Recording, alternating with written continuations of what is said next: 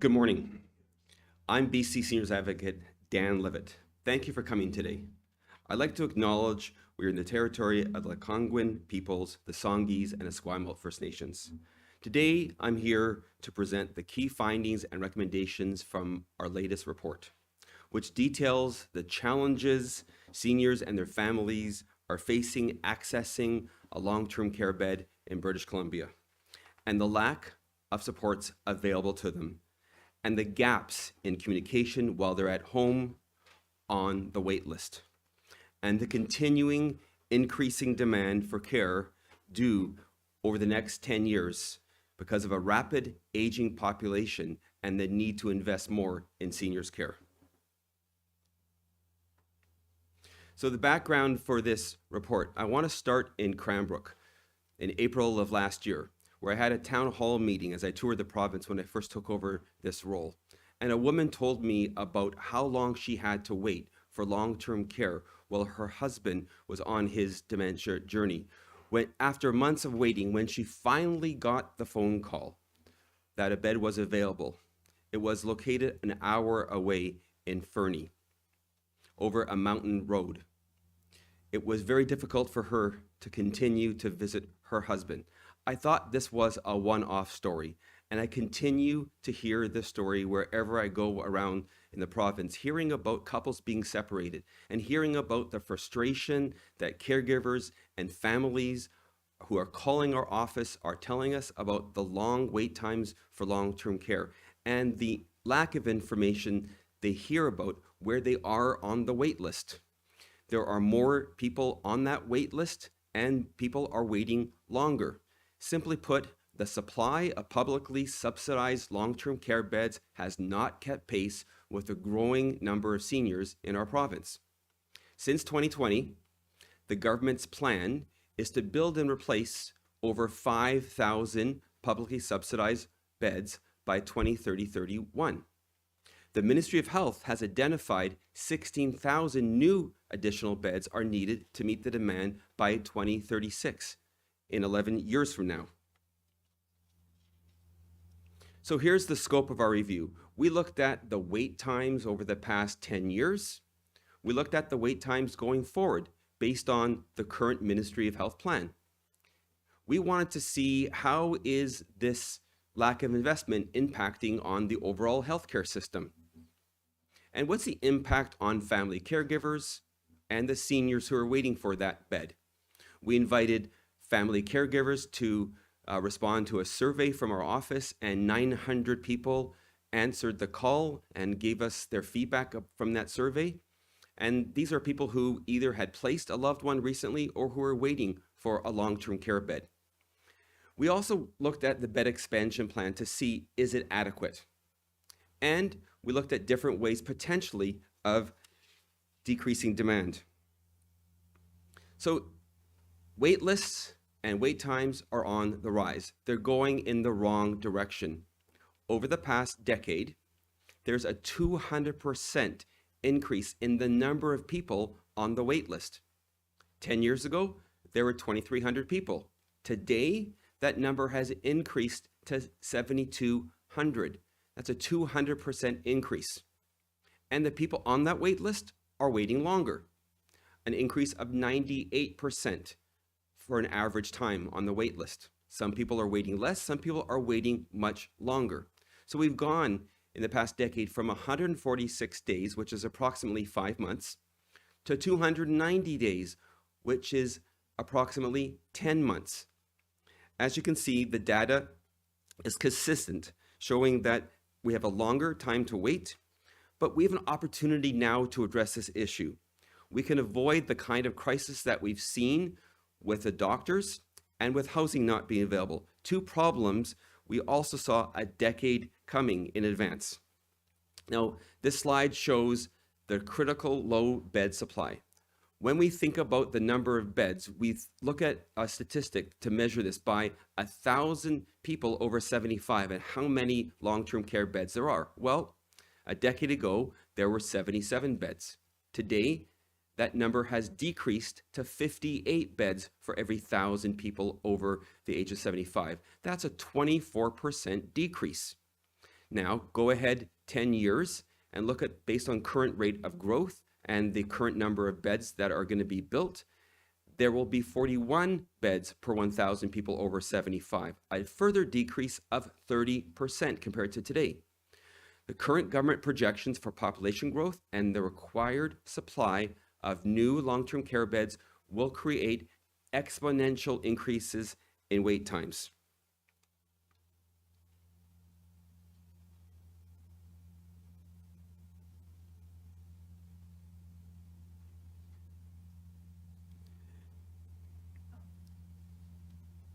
So here's the real cost of the wait times. Well, it's going to put more pressure on the emergency departments. If you go to the hospital expecting to be seen in emergency, you're going to wait longer. It's going to affect everyone, not just the seniors waiting for those long-term care beds. And if a senior does go into emergency and gets seen and gets a bed, well, they'll be occupying a bed in that hospital, which will further delay and perhaps cancel some surgeries because they're waiting in a bed that would have been used for somebody recovering from surgery. And we're going to see more hallway medicine. And think about your doctor's office, how difficult it is now to get an appointment or to get a family physician. Well, a geriatric patient takes more time because of complexity and comorbidities than other people. Elder care does take more time, and the family doctors will be seeing those seniors that they would have seen in a long-term care home. And how are they going to get to the hospital? Well, they're going to be taking an ambulance service. More pressure on paramedics because of increased response times to wait for an ambulance. And it won't just impact the healthcare system, it's going to impact our economy and our jobs at times when we're really focusing on enhancing the economy. Well, if you think about it, who's the person who's providing care to that person while they're waiting for long-term care? It's often a spouse or a child, and it impacts on females more than males. So you're caring for your aging parent, you're going to miss work, you're no longer going to be able to work at a full-time job, which is going to impact our economy and our productivity as a province. And it's going to put financial stress on families. So instead of the government building long-term care, we're shifting that financial stress to families to pay for and fund a senior who's living at home who should be receiving 3.36 hours of care in long-term care provided by professional staff that have been trained to work with that geriatric population. Now you have a senior at home receiving inadequate care and a burden being placed on families because we have not invested enough in long-term care. So let's look at our targets. We're falling further behind as we go forward in our trajectory. So currently, there are just over 29,000 long-term care beds in the province.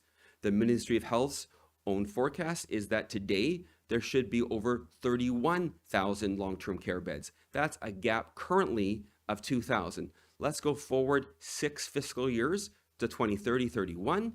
By then, if all the projects that are scheduled to be built are constructed, we'll have 32,500 beds. But the projection is that we almost have 40,000 beds by then. That will be the demand. That means there'll be a gap of 7,000 beds at that point, just 6 fiscal years from today. Let's go forward all the way to 2036. By then, there will still be 32,500 beds because the government has not made any plans to build beds past the next 6 fiscal years. By then, we'll be short the number of beds that we need, which will be almost 50,000. We'll be short close to 17,000 beds. So here's the story. We have to build 50% more long-term care beds than exist today to meet the demand. So here's the provincial government's bed expansion plan. Since 2020, the provincial government has announced 30 new long-term care projects for a total of 3,300 new publicly subsidized beds. To date, just over 10% of those beds have been built. At 380 new beds are built and operational. There are still 3,000 beds that must be built by 2030. And there's no plans, as I mentioned, to build any additional beds past 2030. We currently have a shortfall of 2,000, And the Ministry of Health's own predictions is that they need 16,000 beds by 2036, and with no plan to alleviate demand pressures to address the gap. So what can be done to ease the pressure? Well, one of the areas we have available to us is home support, publicly subsidized. Unfortunately, there's less available, despite investments in this area, there's less available for seniors who are receiving home support. And the caregivers tell us that it's difficult to access, and sometimes the appointments that are booked are not met. So it's unreliable to expect you're going to receive every appointment that is booked. And many people who require home support don't receive the 1 hour of care of home support per day. And the co-payment is a financial barrier. Ontario and Alberta do not charge a co-payment, and they have less people at a low care need in long-term care. So other things we could do to ease the pressure. Well, we could provide a day program, essentially during the daytime working hours.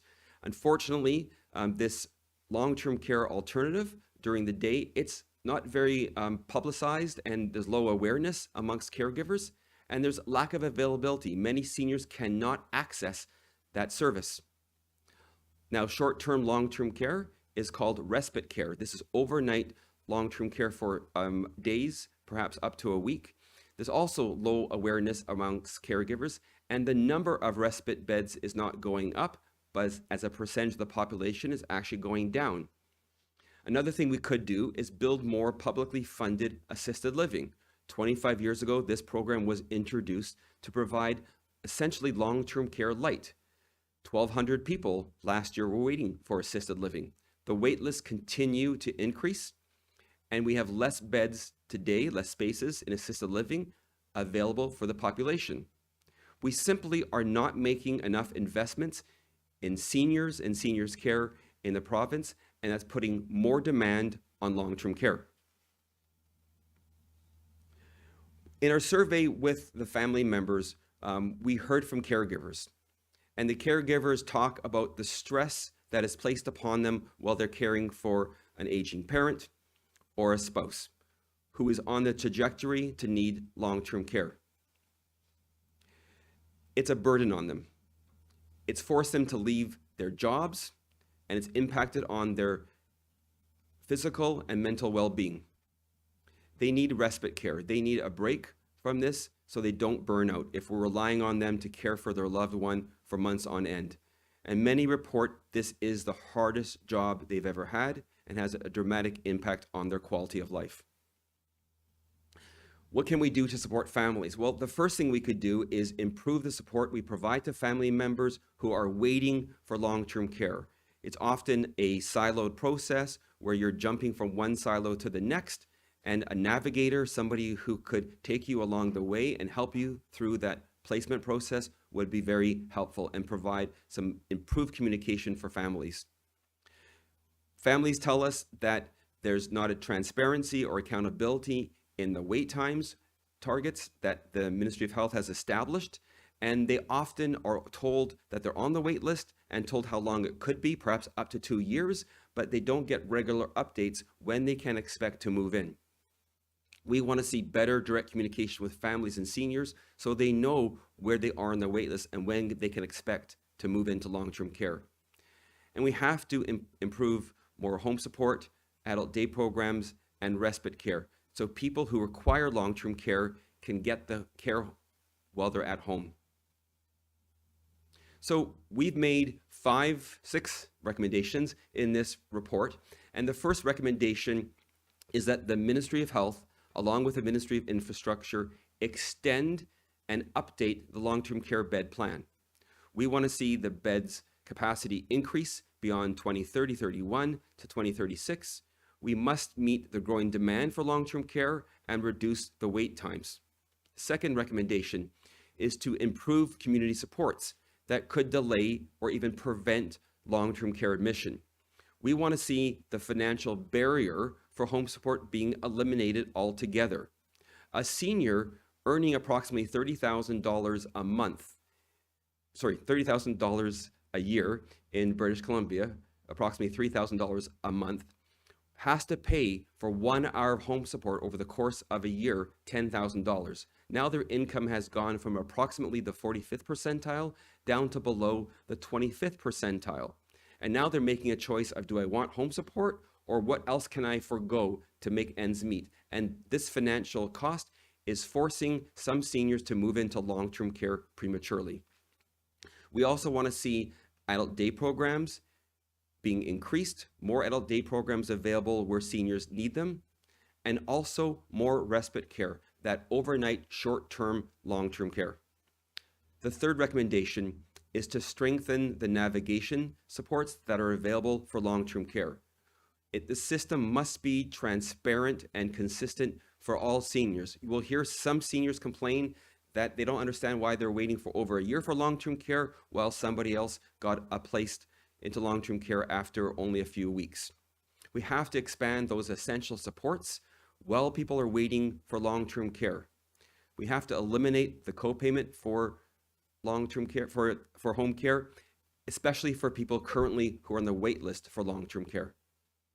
And the fourth recommendation, the Ministry of Health, in collaboration with the Ministries of Housing and Infrastructure, develop a comprehensive plan to expand a broader range of publicly subsidized senior living options, such as seniors housing that's purpose-built for seniors. We want to see targeted investments in supportive housing, which is housing for seniors, providing housekeeping, laundry services, and meal services, and also more publicly subsidized assisted living, which provides essentially lighter long-term care. This will help seniors age in place in the communities where they live, providing them another option besides long-term care. The fifth recommendation we want to see is a review of the health authority waitlist management practices and clear wait time targets. This is something we want to see the government act on urgently, because we've done well with surgery waitlists in terms of hips and knees. When we set a benchmark, we know how we're doing. And if we implement that publicly monitoring wait time reporting system, we'll also do better planning for future long-term care. And the sixth recommendation is that the Ministry of Health develop a detailed action plan outlining how it will address the findings and recommendations of this report, including clear timelines and deliverables with annual updates. And we want to see this action plan submitted to my office, the Office of the BC Seniors Advocate, by October 1st, 2025, which is also the International Day of Older Persons. So why must we do this? Well, urgent action is needed. If we don't build more beds, it will affect all of British Columbians. Seniors will be living at risk in their home and will only get long-term care beds because there won't be enough when they're living at intolerable risk, when they're at a crisis. There'll be more seniors in emergency rooms. So if you're trying to see a doctor or get medical help in the emergency room, it will be much slower because a senior is there who could have been seen in a long-term care home. And there'll be more hallway medicine. And once a senior goes into emergency, they'll be occupying a hospital beds, which means that surgeries and other appointments that will be booked in acute care will be less available because the beds that you need to recover in won't be available because a senior in alternate level of care is occupying that bed. This will all put more pressure on the ambulance service, on paramedics, because how are seniors going to get to those places when they don't drive or their caregiver can't transport them? And if you think we're going to get more relief in the family physician offices, well, a senior in a long-term care home would be seeing their doctor in that care home. Now they're going to be going to the family physician offices more frequently, and there'll be less space available. And if you don't have a doctor, you'll be waiting longer as well. It'll also impact our economy because caregivers and their families expect to care for each other, and they will be leaving the workforce. There'll be more absenteeism, less full-time work, and less people available at a time when we need people to be supporting the economy. If we don't invest in long-term care, we will repeat the same kind of crisis that we saw with family doctors shortages and with the housing crisis. We must have a long-term care plan going forward. So if implemented, our recommendations will help ensure seniors and their families in British Columbia can access long-term care within a reasonable time frame and close to home. Seniors and their caregivers will also be better supported while they wait for long-term care with improved home support services, better access to adult day programs and respite care, and increased timely, clear communication about their position on the wait list. Additionally, seniors and loved ones will not need to access emergency rooms, family doctors, and hospitals as often because they will be receiving care in a long-term care home. That concludes the areas of the report I wanted to highlight today. Again, I encourage anyone who wants to read the report to go to our website, senioradvocatebc.ca. And if you don't have access to the internet, you can call our office directly for a printed copy. While the report's development was led by staff in my office, health authorities, Ministry of Health and Infrastructure, family caregivers, and others provided valuable information. Thank you to everyone who was involved in helping our office develop this report. I'd be happy now to take your questions. A reminder to reporters on the line, please press *1 to enter the queue. You'll be limited to one question and one follow-up. We'll start in the room. If you could please raise your hand if you'd like to ask a question and let us know which outlet you're with. Yeah, hi, can you hear me? Yeah, hi, good morning. Thank you for your report. Wolf Deppner, Canadian Press. I want to start with the headline figure, the 16,000 more beds by 2036. And I know it's not your job to tell government, well, you are telling government what to do, but you're not telling government how to pay for it. Can you talk about the cost of such an investment? Can you sort of estimate how much it will cost? And what would be the sources of revenue? What would you recommend? You asking government to develop a plan by October 1st. From where should this money come? What would be the most appropriate source of revenue for these 16,000 new beds? Thank you. So the cost of building long-term care is something many of us talk about and look about. We're able to find money in the budget for many other infrastructure programs. And I think seniors who require long-term care, they deserve to have those beds available to them when they need them. I think we have to invest that money into long-term care. It's less expensive for someone to live at home than it is in long-term care. The capital costs are increasing dramatically, as we've seen with construction costs in many different sectors. And the cost of building long-term care is only going up. And we're hearing numbers that are north of $1 million per bed. And you can multiply it by the number of beds that need to be built. That's the current reality. But we find money for other things in the budget. We got to find money for this. I was encouraged finding out that, for example, in Cranbrook, the regional hospital district is providing 40% of the capital costs. So there are different ways of municipalities of different regions finding money and supporting the investment into long-term care, not just the provincial government. Did you have a follow-up? Yes, I do. So I heard $1 million per bed. That's the capital cost. What about the operational costs for those beds? And can you sort of also offer a figure in terms of the economic impact in terms of GDP? You talked about the cost of not having these beds in terms of the overall economy. What, if any, figures can you sort of attach to that cost? Thank you. So the cost of operating long-term care bed is approximately $100,000 a year. So part of that is the capital cost if you're amortizing the mortgage. Part of it is the staffing costs and the support services, et cetera. That's the cost of operating long-term care. When you look at the economic cost for the reduced productivity because of caregivers are caring for that person, I think the main thing to think about is the individual family and the financial impact on them if they're losing an income or they have less money because you're caregiving. You're essentially shifting the government's responsibility to the individual. And I think it's something we have to have a close look at. That's why it's so important that we do the right thing and build long-term care beds. Katie DeRosa from CBC. My apologies, this is a bit off topic, but we've just heard news that the integrated homicide team is taking over the investigation of the Menow Homes case in Abbotsford, where a senior or a care home resident was basically died and the death is being considered suspicious. Now homicide investigators are taking over this. Can you comment on just first of all what the residents must be going through in terms of the uncertainty and what you would say to people who might be just concerned and watching this case? Thank you for the question, Katie. I don't want to comment directly on that case because it is a police investigation. I will say this, anytime there's a critical incident in a care home, it's very concerning for everyone who lives there, for the staff, for the family members, and for the whole community. There are processes and standards, there's regulations, and there is a process to investigate when a serious incident like that happens. It is unfortunate when you think about the population that is living together in close quarters, and unfortunately incidents do happen. There are standardized emergency response plans for different events. And I know that care homes, having spent 30 years working in them, they spend a great deal of time doing risk assessments and looking at what could go wrong and how to prevent it.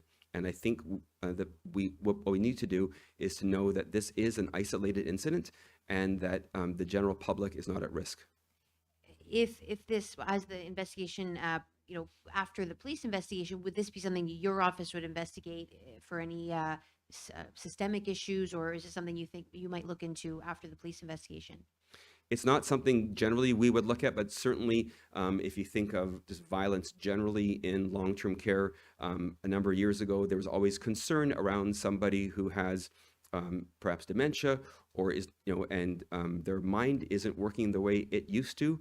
And things sometimes happen where you have somebody who is assaulted by another resident. And you hear about this, unfortunately, and that is when you mix people together who have cognitive impairments and who potentially aren't able to make decisions for themselves that most of us would make, things happen. But the care homes, they have a risk assessment they do.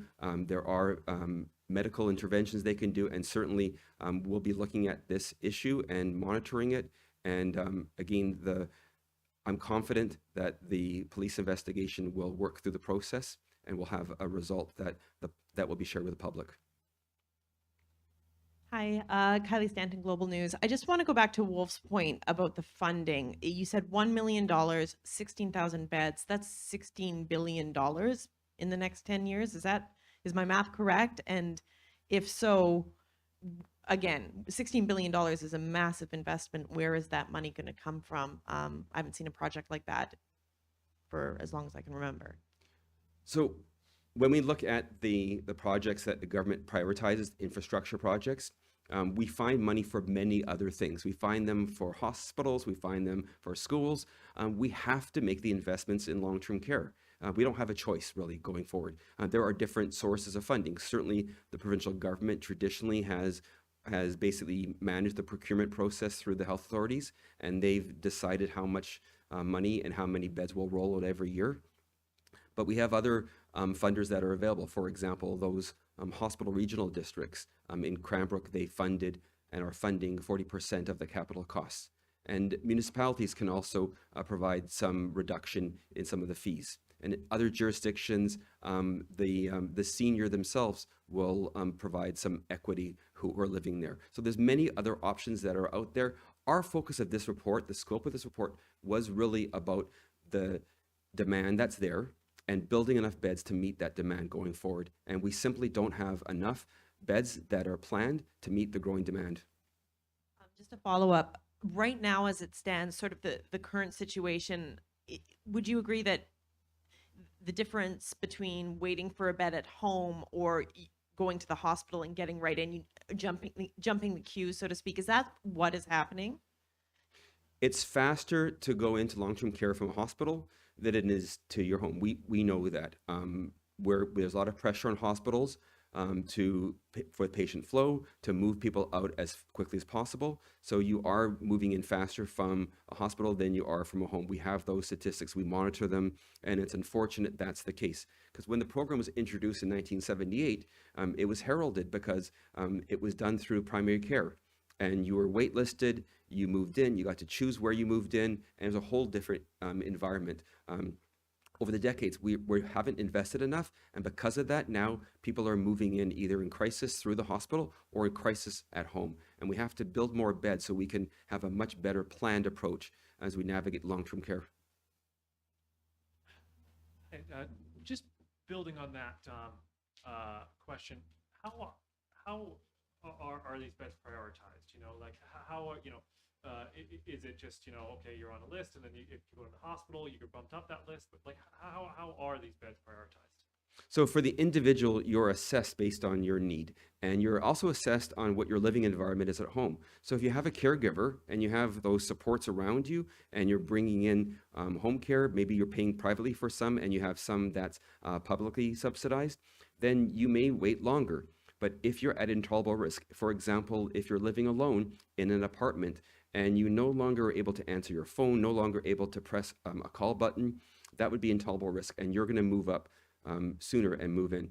Likewise, if you're in a hospital and you can't go back home because no one's there to care for you, you will move in faster. So there's a very complex but way that we assess seniors for long-term care, and we prioritize them based on the needs and based on the risk.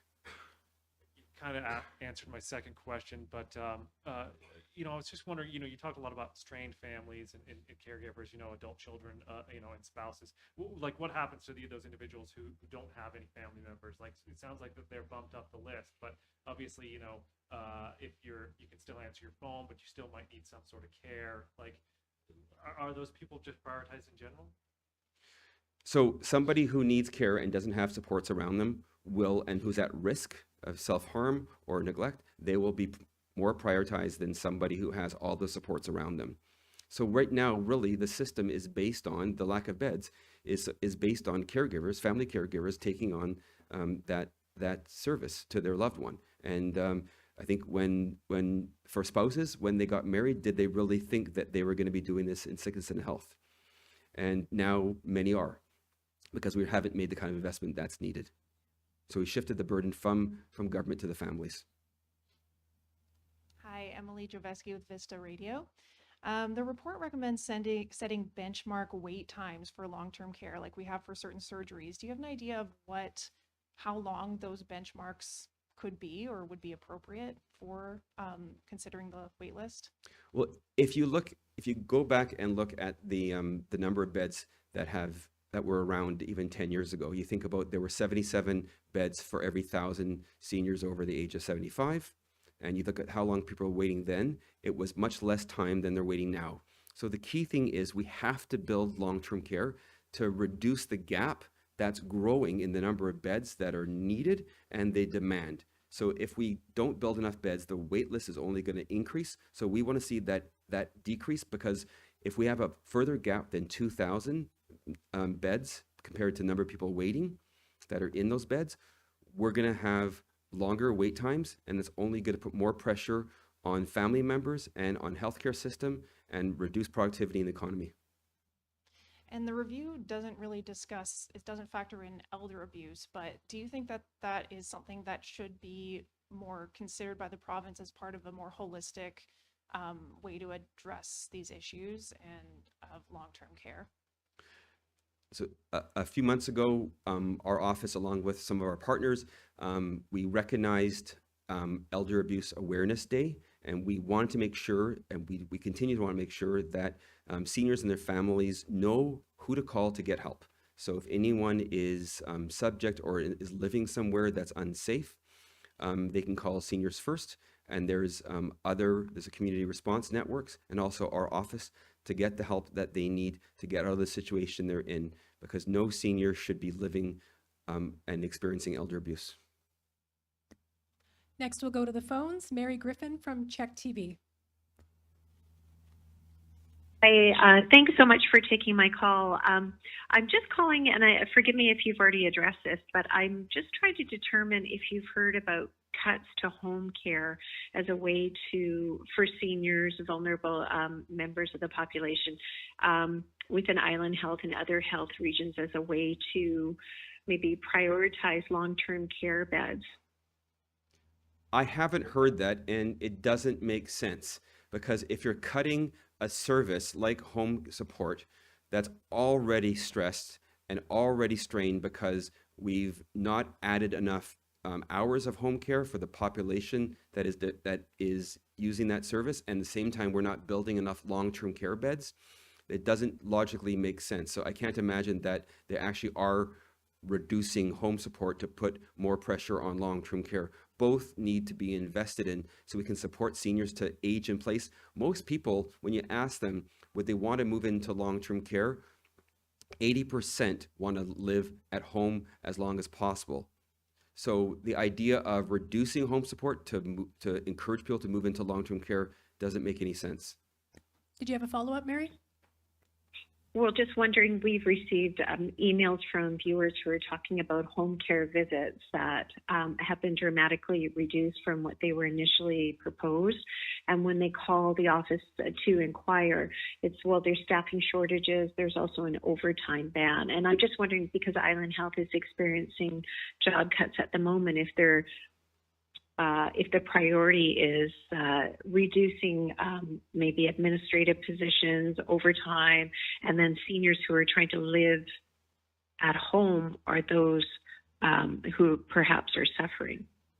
Well, I think the overall picture is that cutting services to seniors for whatever reason is only going to put more stress on family members, going to put more stress on the healthcare system, going to prevent people from going to work because they're caring for their loved one, and is also going to only accentuate the problem we have right now where seniors are moving in to long-term care in crisis. So that troubles me to hear if that's happening, that there's a reduction in home support services. Certainly our office will be looking at that.